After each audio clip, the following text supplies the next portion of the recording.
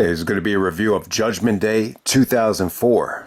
I gotta say, Judgment Day is, I'm not going to say it's my favorite, but it's definitely one of my favorite, pay-per-view titles. I think the last time we actually had a Judgment Day was 2009.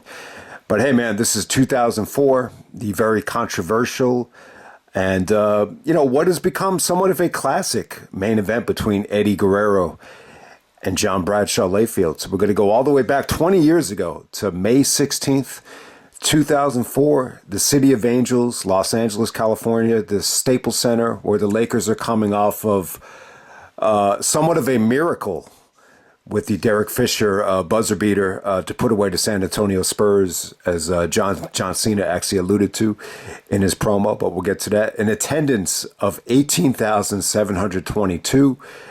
Michael Cole was saying that they outdrew the Lakers, and then Meltzer tried to counter debate it. But hey, man, the attendance was phenomenal here. 18,000, almost 19,000 at the Staples Center. That's really, really, really good business. I think Eddie Guerrero was a huge draw in California, especially in these Latino populated markets. We have a pay-per-view buy rate of 235,000 buys. Yeah, wait until the buy rate, buddy. All right, so Bradshaw actually, was doing a lot of interviews leading up to the show, kind of responding to some of the criticism. And I remember that, when I just said, wait until the buy rate, buddy. Like, a lot of people just thought this show was going to suck. They thought it was going to do a horrible buy rate.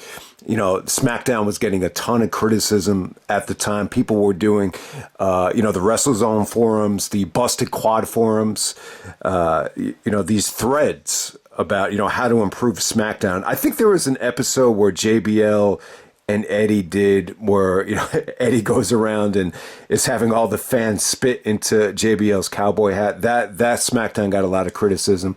So just a lot of people were under the impression that this wasn't good enough, that it was going to do a horrible buy rate. But, 235,000, when I look back at it now, I don't think that's a bad buy rate at all, especially, by today's standards, obviously. But, the bottom line is it's a big drop. You don't have Brock, you don't have Kurt, you don't have Benoit. So the buy rate was going to suffer no matter what. Plus, we're in the stage now of rebuilding, SmackDown with the draft. And this number right here, you would have to go back all the way to No Way Out of 1998 to find the buy rate that was worse than this. So that's how bad it is. And, at this point, the non, big five, big four pay-per-views would struggle to do over 300,000. So this is well under 300,000 buys. But so was Backlash, though. But, Backlash was a little bit better than this, but still, this was definitely the lowest buy rate in years for the WWE. But we're going to get right down to it. Overall, with this show, Judgment Day 2004, I was a little bit negative, going into it as well. I think JBL and Eddie, and it's not just because of the blood. It's not just because of the blade job. I think there's a lot to like here in terms of the build-up, in terms of the execution of the match. I think it's a phenomenal match. You want to give it 4.5. I think it's at least 4.5. Meltzer really underrated the shit out of this. He gave it 3 3/4. I think that's kind of borderline disrespectful. But, that's where, Meltzer was at the time. I think he was very anti-Bradshaw, very anti-WWE, as a lot of people were at that particular time. But it's funny, the main event was getting all the criticism leading up to the show. But when you look back on it, the main event is really the only thing that, is really worth watching here, I got to say. I think at the time, like I just remember people that had bought tickets, bitching about, what the card was going to look like. When they bought tickets, they were expecting, an Eddie versus Brock rematch, an Eddie versus Angle rematch. And then when you look at the possibilities after the draft, you can say, man, you could have done Eddie versus RVD. You could have done Eddie versus Ray. You save the SmackDown match, just have it be a babyface match at the pay-per-view. Like, that would have been better. Maybe you could do Eddie versus Chavo again, go back to that. Or Eddie Guerrero versus John Cena. You have Cena do a temporary heel turn, which sounds retarded looking back on it. But, even that would have been a possibility. Maybe Eddie Guerrero versus The Undertaker, would have been a safe bet for the show. But you're taking a gamble and you're repackaging, Bradshaw. And, Bill and Doug said this. I think it was I think it was Doug. He said, the turning point for him with the WWE was all of a sudden they started pushing these guys that never really impressed me. And as soon as he said that, I had JBL in the back of my mind. And he also said, they know he's not a draw or whatever. But I got to say this, man. JBL's turnaround here. And so this is another example of someone just kind of changing his look, shaving the goatee, getting a haircut, fitting the description or fitting the image of what, he could have been. He had the financial books. He was on CNBC, beat the stock market 7 out of 7 times with his portfolio, all these great things, but still, he had to tweak his image just a little bit, and then he starts to find it. He was getting in really, really good shape at this time as well. He was going a half hour with Eddie at every house show, and he was working hard. He definitely cared. If you see the way Bradshaw is running the ropes before Eddie comes out, it looks like a guy that's on a fucking mission. So there's a lot to like about what Bradshaw did here. We'll talk more about the video package and everything before I get carried away. But the bottom line is, man, this is a phenomenal main event. This is Eddie going above and beyond, but at the same time, it's really Bradshaw, finding it. Vince found, what he loves. He loves it when he could just, start controlling this character that he has his fingerprints all over. Very similar to Sergeant Slaughter, very similar to, Jinder Mahal, where, there's such a wow factor with Vince that, he just feels like the guy needs the championship to survive. And I think that's what happened with Bradshaw, no doubt about it. But still, there's a lot of people that are very, very negative about this Bradshaw reign. I'm not going to say he didn't deserve it, but part of me kind of wishes, Eddie had a longer reign. It almost feels like Eddie's somewhat of a transitional champion. Plus, it's not like Eddie didn't have a playground of talent to work with. When I think about the possibilities of, Eddie versus RVD, I'm just like, man, this would have been a lot of fun, even without Bradshaw being involved. But I think what Bradshaw did more than anything, I think Vince realized that he wanted to rebuild the brand, and I think he wanted to go in a direction where he could start being a little bit more character driven and control these guys. I think part of the problem with bringing in these ego-driven athletes like a Brock or even like a Shelton Benjamin is just like they have the athletic ability to just snap their finger and say, fuck you, I want to go play in the NFL, I want to go back into MMA or do whatever. But I think, especially with this show right here, it felt like Vince had his fingerprints all over, some of these guys with the reset button, whether it be Mordecai, whether it be Renee Dupree, and obviously whether it be Bradshaw. Okay, the first match tonight, we got Rey Mysterio teaming up with Rob Van Dam to take on the Dudleys. This was pretty good. I do remember later on that year, a lot of the guys at the pay-per-view party felt like, some of these opening matches on a SmackDown pay-per-view were, a little bit boring. I think, the Rey and RVD match at Armageddon, I remember guys starting to look a little bit bored around that time. But the problem is, one of the reasons why these SmackDown pay-per-views, dropped in quality in 2004 is, the guys that made them great are, sitting in a wheelchair like Kurt Angle, or they're on a different brand, or they're going to play in the NFL. So that's one of the reasons why, the SmackDown, pay-per-views suffered in quality and in buy rates. But, this was a pretty, good matchup right here. This held up pretty well for me. This is definitely the, the second best match of the night. We got Rey Mysterio and Rob Van Dam, taking on the Dudleys. So all these guys have ties to ECW. At the time, I think Rob Van Dam opened up his own comic book store in Los Angeles. Someone actually had a sign that said 5-Star Comics. So yeah, I definitely remember that. They promoted that a lot on the, the wrestling news sites. That RVD was going to be signing autographs there. And I think Mysterio was involved in that as well. I think they're both huge comic book fans. So I know a lot of guys are as well. So, Rey and RVD, made for a good combination. You could tell they were good friends. You could tell they enjoyed wrestling as a tag team. They actually, did some innovative moves together. They actually had signature moves. They didn't really develop them quite yet at this point. Eventually, like Rob Van Dam would actually take Mysterio and have him do like a leg drop. They had like their own style with double team moves. But, the highlight here is just the assisted Hurricanrana from RVD to Ray, where they Hurricanrana the Dudleys off the top rope. That was pretty sweet here. So the Dudleys are actually heels here. They're kind of getting them ready. The main event, Great American Bash with that concrete crypt match with Paul Bearer, which was a nightmare. So they're kind of bullies here, doing a lot of isolations. But, it was cool. It almost felt refreshing to see the Dudleys on SmackDown. I think, obviously, they were staler than, a couple of cookies on Raw. But on SmackDown, it definitely felt like, getting these guys from the draft kind of spiced things up a little bit. RVD gets the frog splash. Mysterio does the double 619 on the Dudleys. I just think the match is a lot of fun. The crowd was really, really hot for RVD here, this time in Los Angeles. So thumbs up there. I enjoyed the opener. Definitely the highlight of the undercard. Next up, we have Kurt Angle coming out as the SmackDown GM with Luther, who he regrets, spending all that time with. Obviously, Luther was probably, on steroids. And, Luther actually was very negatively influencing him with, pills and stuff like that. So, yeah, this isn't a great version of Kurt Angle. I never really enjoyed Kurt being the SmackDown GM. But, hey, man, it sucks. Like, he couldn't wrestle. He ended up, injuring his neck against Eddie Guerrero at WrestleMania again. So at that time, it was just like, what the fuck, man? You got to be kidding me. But, it gave Kurt something to do. But no, he didn't enjoy being the SmackDown general manager. He just, Vince wanted him to be an asshole, very angry, like yelling at people. He had one funny line where, I think the storyline here was they wrote Big Show off the TV.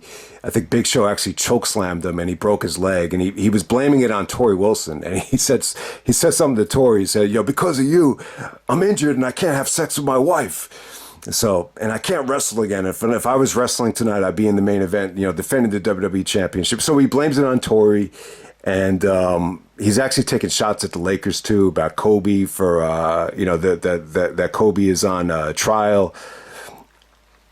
So Kurt, I don't think he's a big, basketball fan, but he took some shots at Kobe, and then there was a huge Kobe chant. So at this time, you got to remember, like, Kobe was, flying back and forth from Eagle, Colorado, and actually playing in playoff games as well. So it's really one of the most, turbulent times of Kobe Bryant's life. And, when they did get to the finals, they kind of got humiliated, and it was just a really, really tough season, crash and burn there. But yeah, the Lakers kind of had a wild ride to the playoffs. But hey, Kurt was, trying to get some heat by burying the Lakers. But, now we get Torrie taking on Dawn Marie. And if Torrie loses, she's actually going to be fired. Oh, once again, this is just another Torrie and Dawn Marie match that just wasn't very good. It's well documented why their matches weren't that good. You want to blame it on Torrie being ultra feminine. A lot of times when girls are really, really feminine, it's just very unnatural for them to do,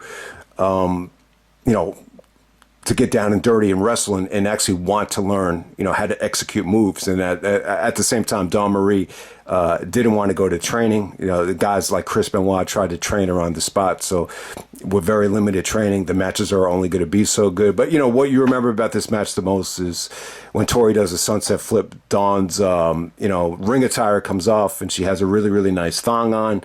You get to see, what a lot of people think is the greatest ass in wrestling. I mean, there's a tremendous amount of hot women in wrestling, whether it be Trish, Torrie, Stacy, Terry Runnels, Sable. All these women have amazing asses, but for some reason, Dawn Marie's ass seems to get the most amount of love. You got to see it here. You even get to see it at the Golden Thong, Divas Undressed in WWF New York in 2002, where, Dawn stole the show with her ass. So, yeah, I mean, it's just one of those things, the crowd wasn't into it, but as soon as you saw Dawn Marie's ass, the crowd just started going crazy there. But Torrie gets the victory, and she gets to keep her job. I think one of the negative things about this show was, after the opener, like every single thing it's just something you could have seen on SmackDown. It's just the pay-per-view quality, just was not there for the most part. And yeah, I was never a huge fan of this show as a whole. And when you look back on it now, there's just a lot of stuff here that I think the brand was really, struggling with. Okay, next up we have Mordecai taking on Scotty 2 Hotty. Okay, so Mordecai is actually Kevin Thorne. They had these really, really cool vignettes with him, playing with a whole bunch of candles. And I think his catchphrase was, "Hear me, fear me." And he had a really, really unique look with the, white goatee. He had white hair. He almost looked, I got to compare him to Mortal Kombat. Almost reminded me of, was it Raiden from Mortal Kombat? Is that a good comparison? So the funny thing is, and sometimes I hate talking about these personal incidences, and this was not one of my best moments. My brother actually, called me a dumbass for doing this. But I had a family reunion the day of Judgment Day 2004, and it was actually my Uncle Charlie. I hadn't seen him in a long time, and he actually had the same exact beard that Mordecai did, like that white beard, just the white goatee, just the way he had it. And when I saw him, I said, "Oh man, you look like Mordecai," because he really did. He looked just like him. And then he goes, "Who's that?" And I was like, I didn't want to say he's a wrestler, so I was like, "Oh, some guy from TV." And my brother said, "Why the fuck did you say that to him?" So yeah, that's not my finest moment, but that made me kind of think about that. But yeah, this is Kevin Thorne from ECW. I don't know, man. I mean, I think at the time, a lot of people at the pay-per-view party were, I remember this one kid was saying he actually liked the fact that they're going back to, these character-driven, guys. The match right here against Scotty 2 Hotty, I thought it was okay. He seemed very protected here. I thought he looked like he was in good shape. He looked convincing. It looked like it was tough to get offense on him. Scotty hit his super kick. He was about to do the worm. And the way Mordecai fought off the worm was pretty impressive. He didn't even give Scotty a chance to hit it. So I thought that was cool. But yeah, I mean, the criticism was that he was playing up the character too much, and it was just a little bit too slow. And, Kevin Thorne is actually a really, really good worker. And, maybe he found it a little bit more in ECW. I don't know. I never really cared for his presentation in ECW either. I think his valet was actually, a future porn star. I forget her name. I think her name was Ariel or something like that.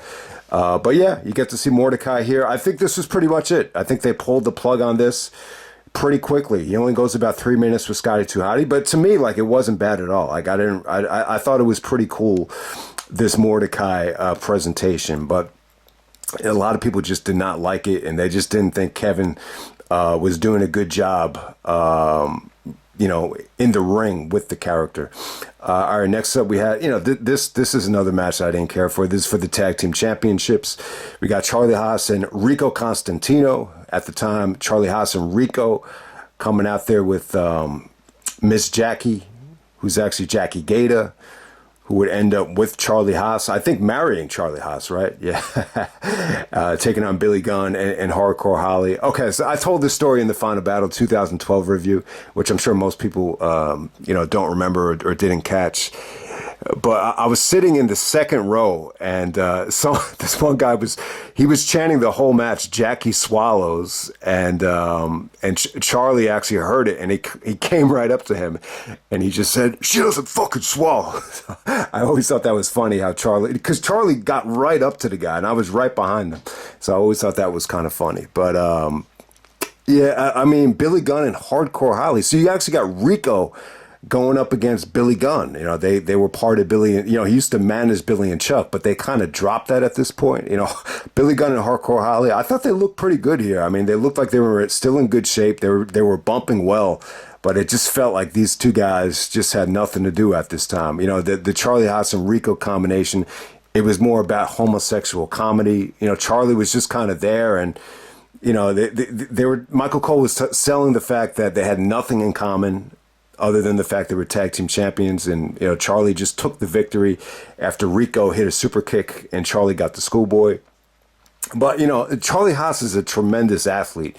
But I think at this point, they figured they'd try to do comedy with him before finally giving up on him. But yeah, this is something that could have been on SmackDown. This is just something that I just don't have any nostalgia or good memories of it all, to be honest with you. All right, next up we have Chavo. Chavo Guerrero actually taking on Jacqueline. This is for the WWE Cruiserweight Championship. So Chavo's actually coming out there with Chavo Classic.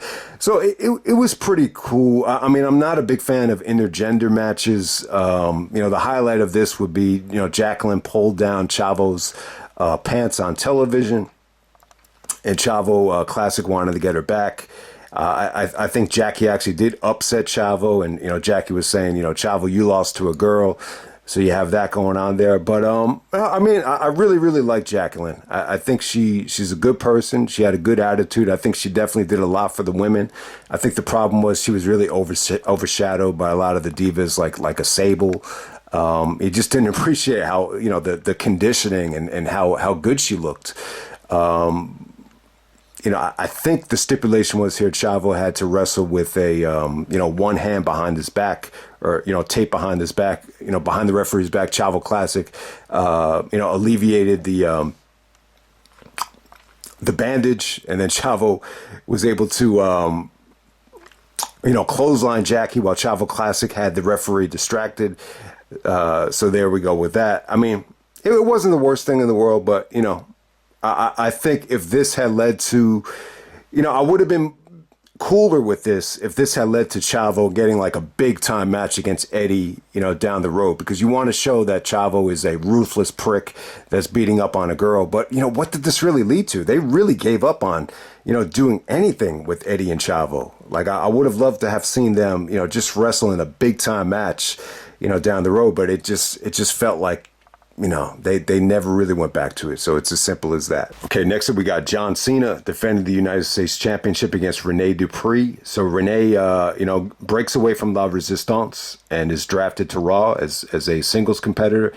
He was doing these vignettes. I think they were called Café du Renee.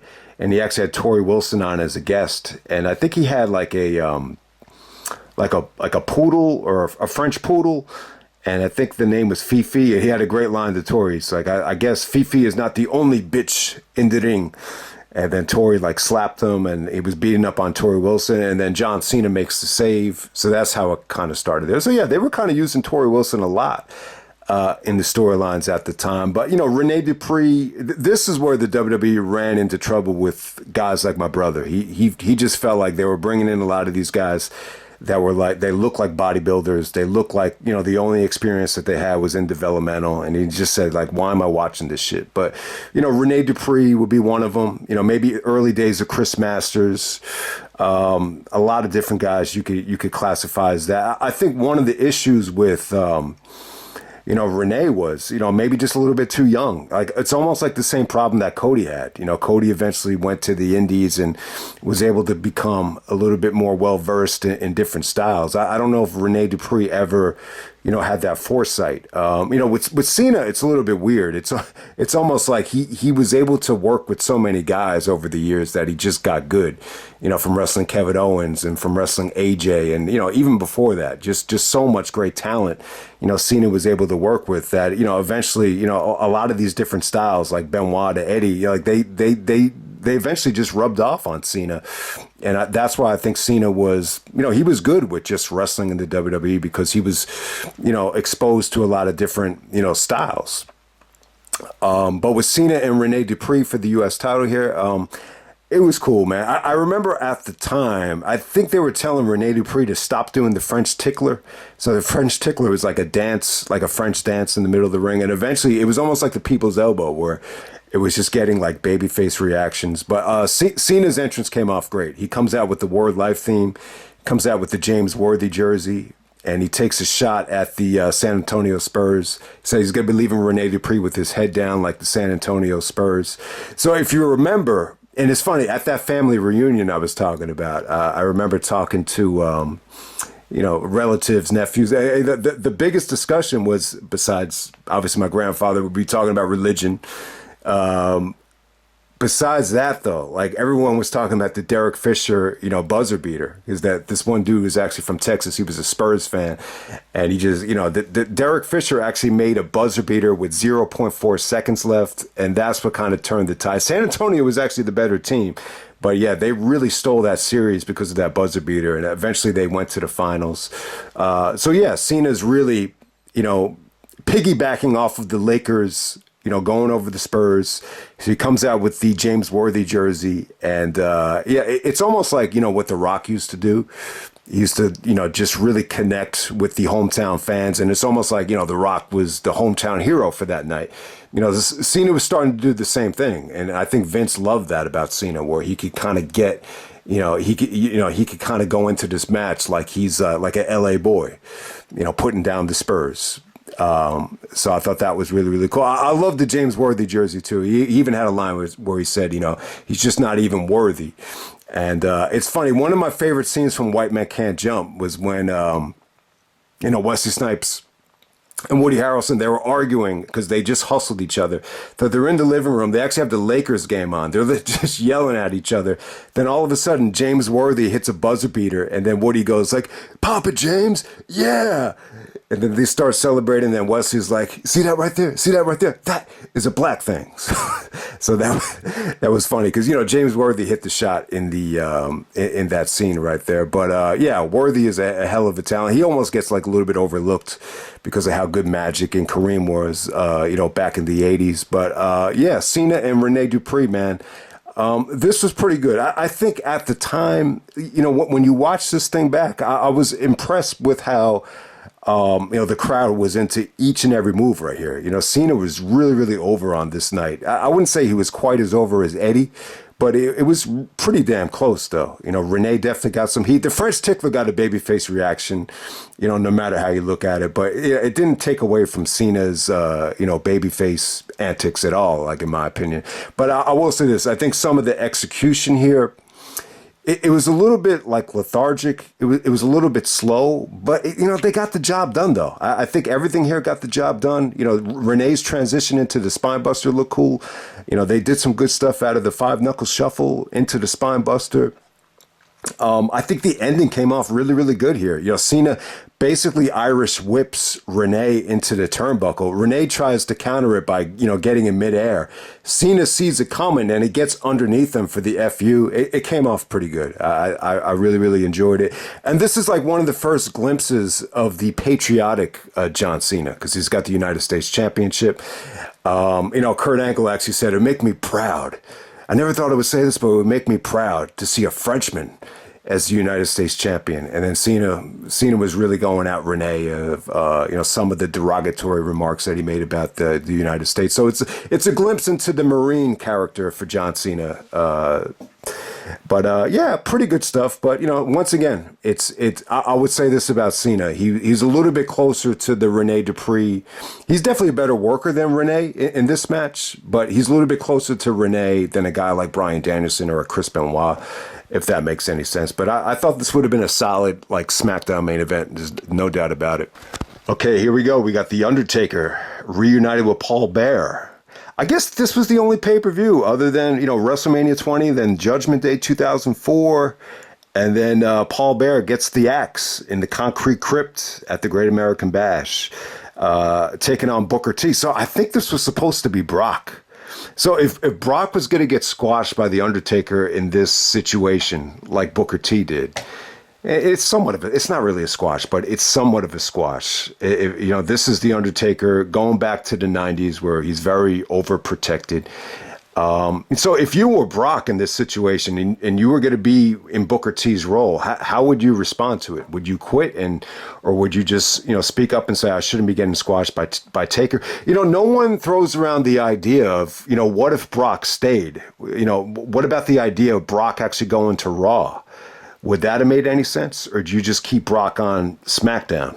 Is Brock that important to SmackDown and the new television deal where you don't want to give away Brock from SmackDown? But hey, that's what if. Sometimes I hate doing the, what if this happened? What if that happened? because you can't go back in time. So who really cares, right? But hey, man, we got Undertaker and Booker T. So this is what they do with Booker because Brock has left. Booker comes in from Raw, and I actually like this. People crapped on this at the time. I've talked about it before because, this is how Booker T and Batista, I think, got into the real life fight because Batista was very anti SmackDown. So Booker T comes in and he just said, man, I like being on Raw. I hate SmackDown. So Booker T started saying that I'm hotter than John Cena. I'm better than your champion, Eddie Guerrero. It would have been cool to see if they went, with Eddie and Booker T as the main event of Judgment Day, because there was actually some good dialogue between them where Eddie said, why are you insulting me? And then Booker T was just like, consider your ass insulted. So they set the tone for that if they were going to go to it, because Booker's just ramming everybody on SmackDown, just saying he's a bigger star than The Undertaker. And then, Taker's the one that, takes the most exception with it because he's a locker room leader. All right, so this too much hocus pocus bullshit for me. I'm not a big fan of this. I mean, you can make the argument that it was funny, and I think Booker T did a good job. I think he pulled it off. He hit Undertaker with the urn. He started going to the spiritual faker or a psychic. And the psychic told him, I see a dead man. She was like a Cleo the psychic. They couldn't use that name, so they gave her a different name. And she told Booker to go to a grave in the graveyard. You're gonna find some special bag of dirt or potion at a grave that has no name on it, and then you see Taker's hand come out as the carry thing once again. Not a huge fan of it. I don't want this to become like a personal tirade or anything like that, but I just want to make the point. I'm not a fan of these, psychics. Some of the rappers call them spiritual fakers, and I would totally agree. To me, it's like believing in Santa Claus. It's all bullshit, and I regret anything to do with some of these psychics. Whatever videos or documentaries I helped out with in the past. I just regret it because I just think they're a bunch of bullshit. To me, it's like believing in Santa Claus. And this is where the beef between me and my stepmother came in. She was just very into these psychics, and it was horrible, man. It was really, really tough. I mean, I'm not asking for any sympathy, but the word is she actually went to one of them and told the psychic to wish like for something bad to happen to me and my brother. So anytime you hear something like that, it's definitely deflating, but you just deal with it and move on. That's why you got to be very careful about who you deal with. But these psychics, I just think they're a lot of women.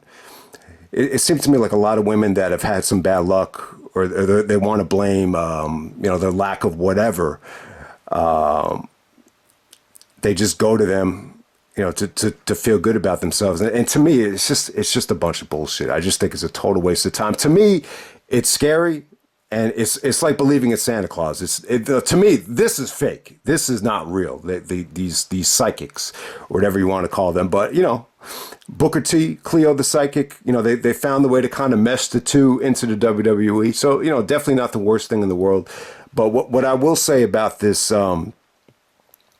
match that Booker T had with Taker, I thought it was good. I didn't think it was awful. I think Booker definitely had his moments here, but once again, Taker was very protected. He actually used the bag of dirt and threw it in Taker's eyes to finally get some offense.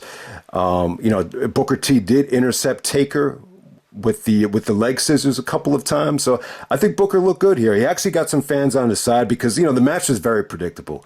Michael Cole was building this thing up like it was going to be, he was treating Undertaker like he was like making a rare appearance. Like this is Undertaker's first match since WrestleMania, or first pay-per-view match since WrestleMania. I think Meltzer made the comment, it was everybody's first pay-per-view match since WrestleMania. So that was pretty funny, but you get the point. They wanted to make Taker out to be like more of a special attraction, than anything here. So it's a very predictable match. I think Taker looked okay here. There's really not a lot to say about it. I just felt like they went a little bit too short. If Brock was in this situation, losing to the Undertaker in 10 minutes, I don't think this would have went over well. But I think Booker made the best out of the storyline. I like this version of Booker T. He was funny as hell. But at the same time, very reminiscent to the match they had at No Mercy 2001, where it just felt like Booker T was being fed to the Undertaker. It's as simple as that. And it's funny, the Triple H match gets so much criticism, and I just find it funny that these Undertaker Booker T matches don't get anywhere near the criticism that the Triple H matches get. I mean, I guess that SummerSlam 2007. That seems to get a lot of, even more criticism than the WrestleMania 19 racism, angle.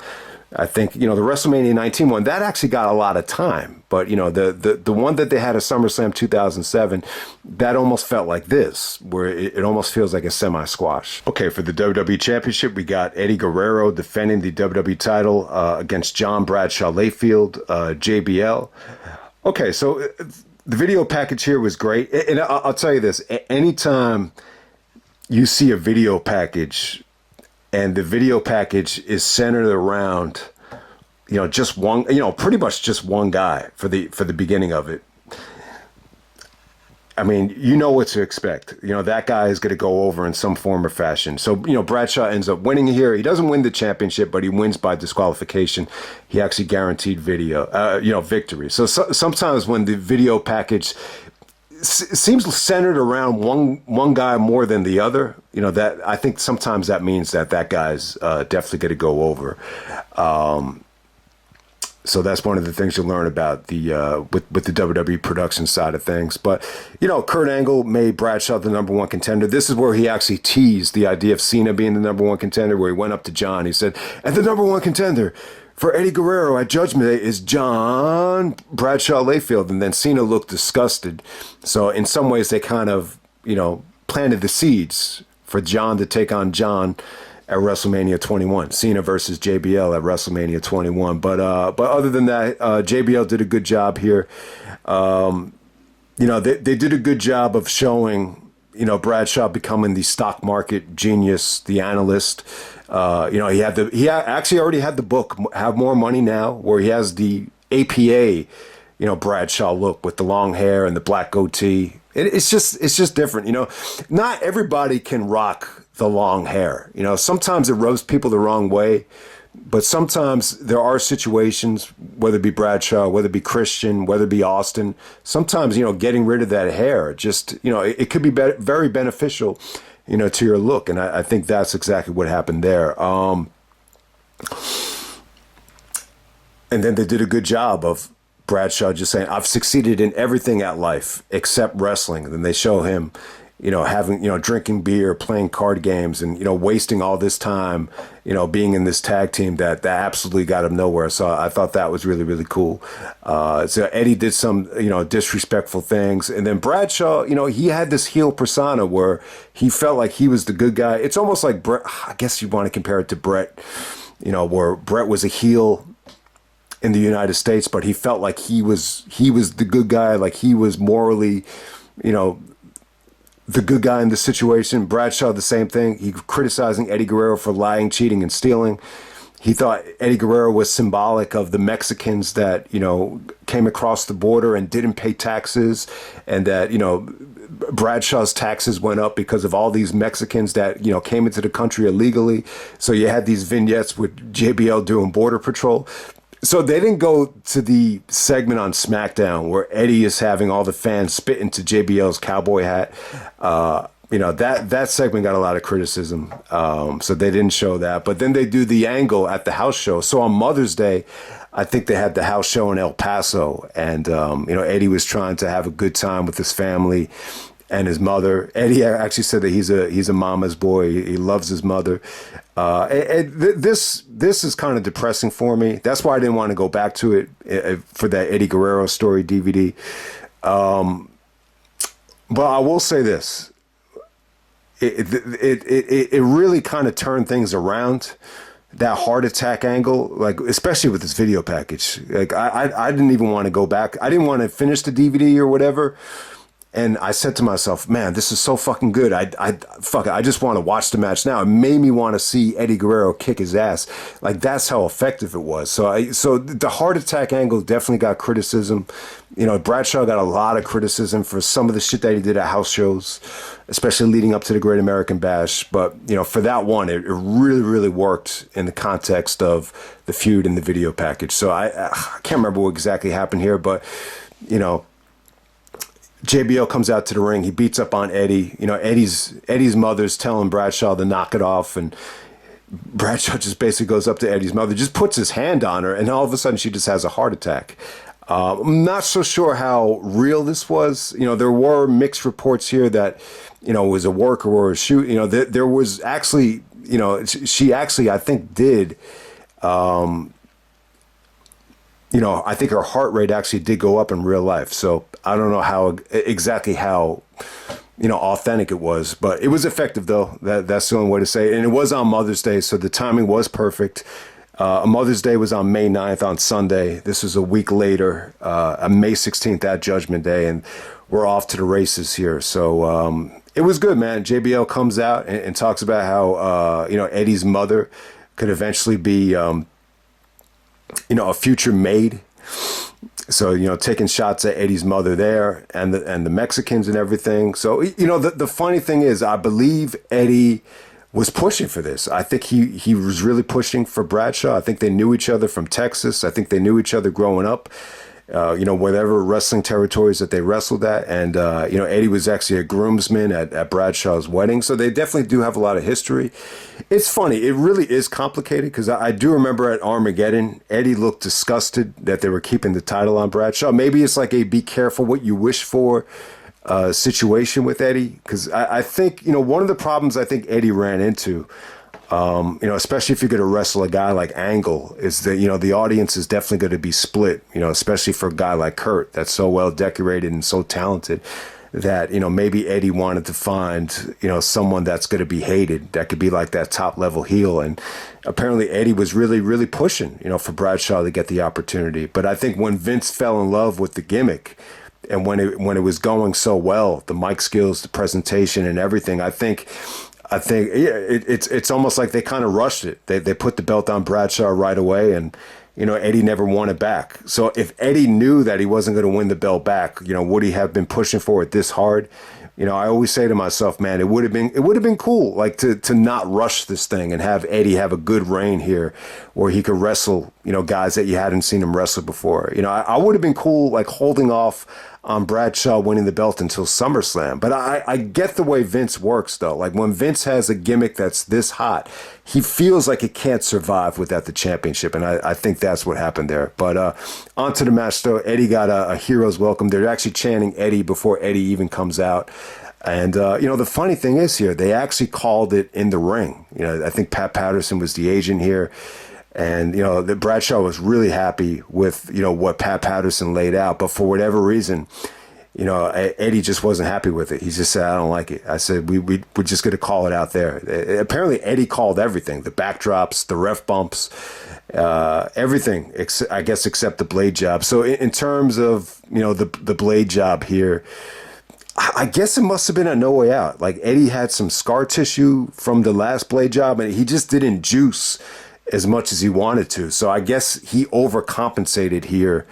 And, you know, that's why he bladed so hard. And at the same time, too, there was, I think the expectation, I don't want to say the expectations were high. It's not that the expectations were high. It's just that I think there was just a lot of criticism that JBL and Eddie is just not a good enough main event for a pay-per-view. And, you know, why does Bradshaw deserve this spot? You know, it's really Eddie Guerrero's first time, you know, main eventing a pay-per-view as champion, because he didn't main event WrestleMania 20, and, you know, that's a different situation. And this, I just think there was so much pressure to deliver that Eddie just went above and beyond. You know, and it's funny, I don't know if you could really blame Vince.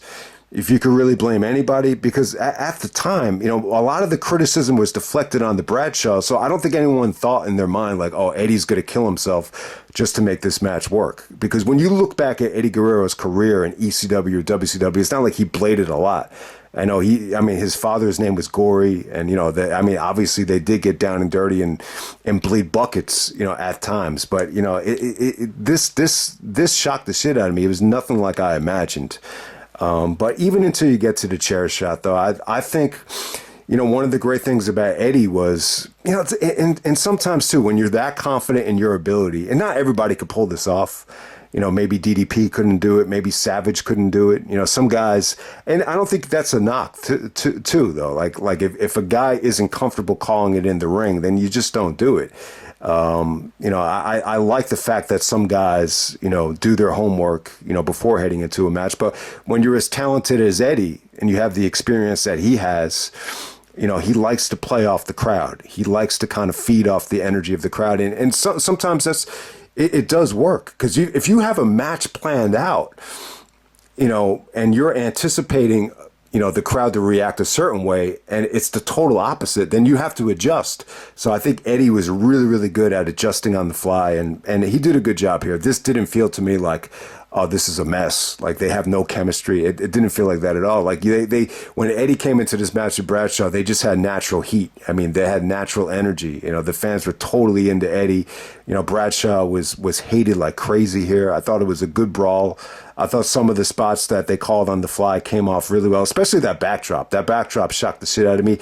The ref bump too, like, you know, it just hit you like a ton of bricks when Eddie ran into the referee, and, you know, there's the ref bump, and eventually that leads to the chair shot. The chair shot is wicked, man. You know, the referee is down. You know, Bradshaw takes out the chair. You know, Eddie just doesn't see it coming by the timekeeper, and he just starts bleeding like crazy. As soon as Eddie gets hit by the chair, you hear a woman's voice just scream.